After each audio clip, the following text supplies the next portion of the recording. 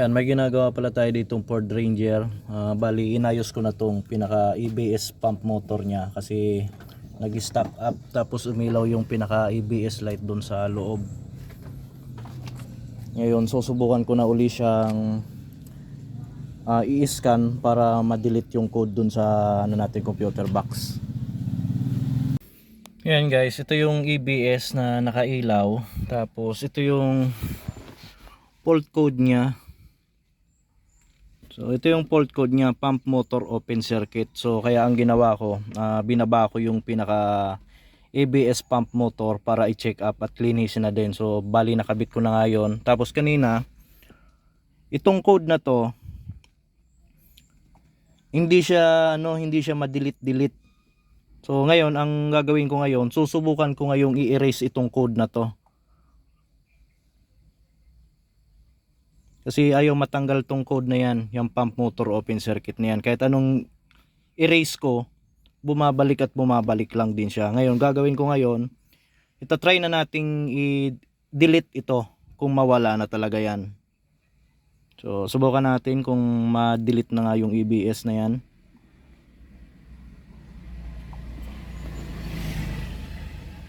Clearing fault memory completed.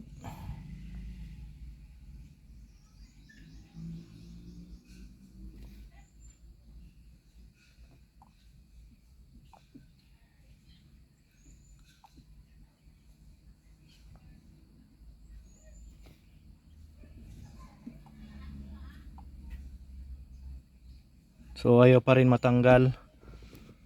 So check pa natin yung ibang yung wiring, baka sa wiring mayroon din problema. So babalikan natin to. Check ko muna yung mga wiring. Baka mayroong problema sa wiring. So ayun na guys, okay na, na-erase ko na rin yung yung pinaka code natin sa ABS pump. So bali ang ginawa ko, trinay ko muna ng nag-actuation test muna ako dito sa hydraulic pump motor. Tapos nung umandar yung hydraulic pump motor, saka ako nagbalik dun sa fault code niya at doon ko siya in-erase uli. So bali ganito yung ginawa ko.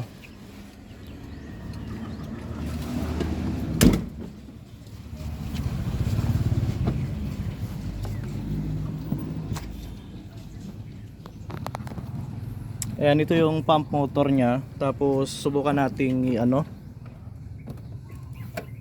mag actuation test muna tayo. So i-on lang natin tong pinaka actuation test niya. Ayan, kung maririnig nyo, gumagana yung pump motor natin. So off, tapos on uli.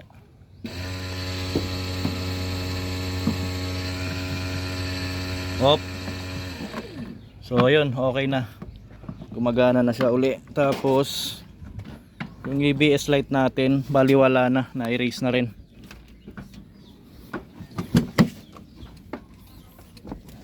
Ayan, wala na.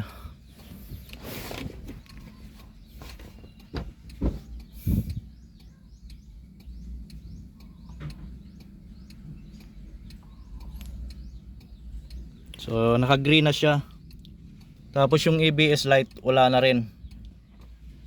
So next gagawin ko na lang dito ay magano na lang change oil, tapos bleeding na lang nung pinaka natin, bleeder sa mga preno. So ayun, job na uli from Autorad Automotive Technician.